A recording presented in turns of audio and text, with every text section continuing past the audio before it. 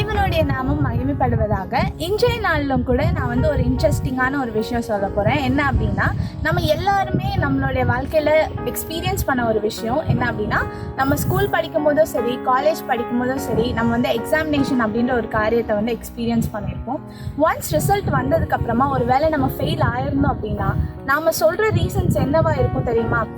முதல் ரீசன் வந்து நம்ம என்ன சொல்லுவோம் அப்படின்னா, எக்ஸாம் வந்து ரொம்ப டஃப்பாக இருந்துச்சு, அதனால என்னால் பாஸ் பண்ண முடியல அப்படின்னு சொல்லுவோம். ரெண்டாவது ரீசன் நம்ம என்ன சொல்லுவோம் அப்படின்னா, எல்லாருமே ஃபெயில் ஆகிட்டாங்க கிளாஸில், அதனால தான் நானும் ஃபெயில் ஆகிட்டேன் அப்படின்னு சொல்லுவோம். கொஞ்சம் யோசிச்சு பாருங்களேன், ஒருவேளை ஏசு கிறிஸ்து வந்து இந்த பூமிக்கு வரும்போது நியாய தீர்ப்பின் நாளில், on the day of judgement, ஆண்டவர் வந்து நம்ம ஒவ்வொருத்தர்கிட்டையும் கேட்கும்போது, ஏன்பா நான் கொடுத்த கற்பனைகள்லாம் நீ கீழ்ப்படியாமல் போனேன், என்னுடைய வார்த்தைக்கெல்லாம் ஏன் கீழ்ப்படியாமல் போனேன்னு சொல்லும்போது இதே ரீசனை நம்மளால் சொல்ல முடியுமா? இல்லை எல்லாருமே ஃபெயில் ஆகிட்டாங்க, அதனால தான் என்னாலையும் இதை வந்து கீப் அப் பண்ண முடியலன்னு நம்ம சொல்ல முடியுமா?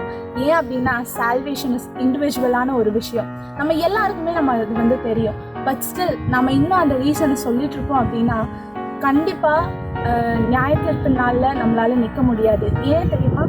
ஏன்னா நம்ம செய்த தவறுக்கான பலன் வந்து தேவனோட வரப்போகுது. ஸோ இந்த ஒரு விஷயத்தை நம்மளோட மைண்டில் வச்சுக்கிட்டு அதுக்காக ஆயத்தப்படுவோம்.